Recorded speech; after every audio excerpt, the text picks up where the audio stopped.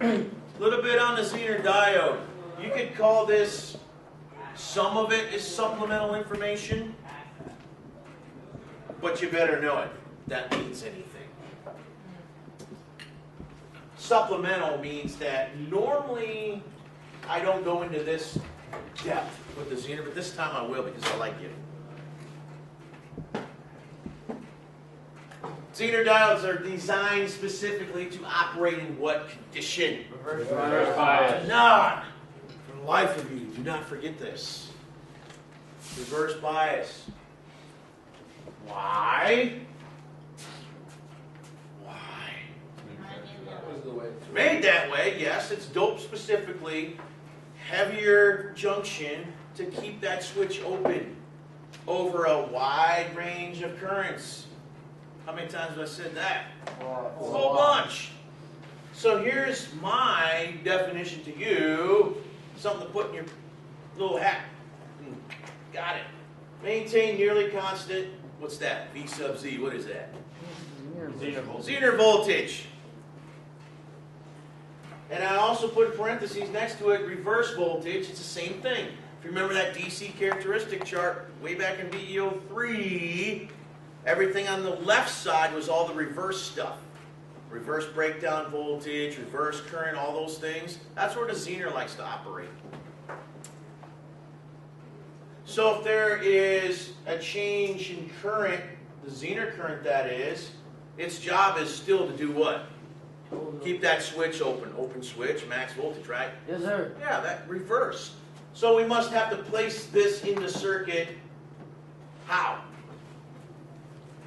How we place that in the circuit? Reverse bias. Reverse bias. Or backwards. Polarity, right? Yes, sir. If you think about it, you're kind of putting that diode polarity-wise backwards in the circuit, aren't you? Yes, sir. That's exactly what you're doing. You have to do it that way.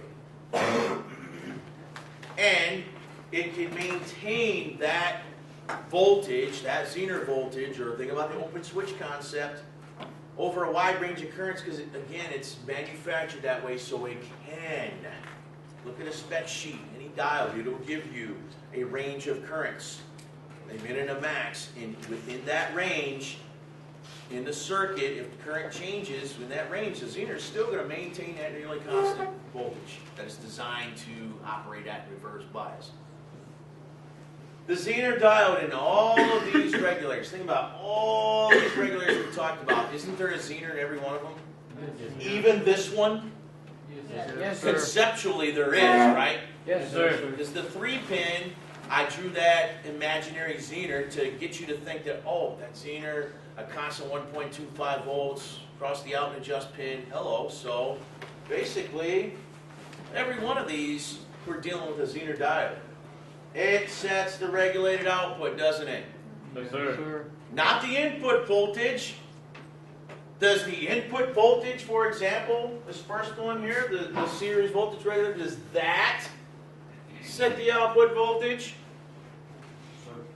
I don't know why it would take so long to think about it.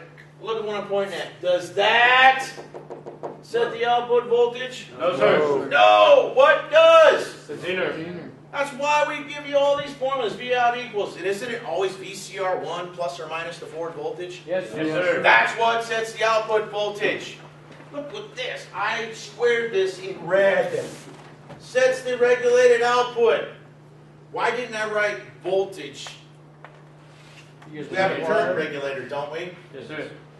But its potential in parallel with R1 in that circuit does set a regulated output, doesn't it? Yes. It just happens to be current this time for that circuit.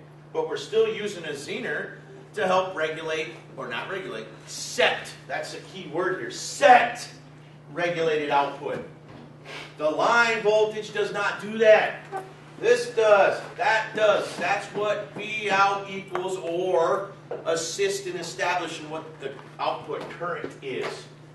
For that one. How's that horse? Yes, sir.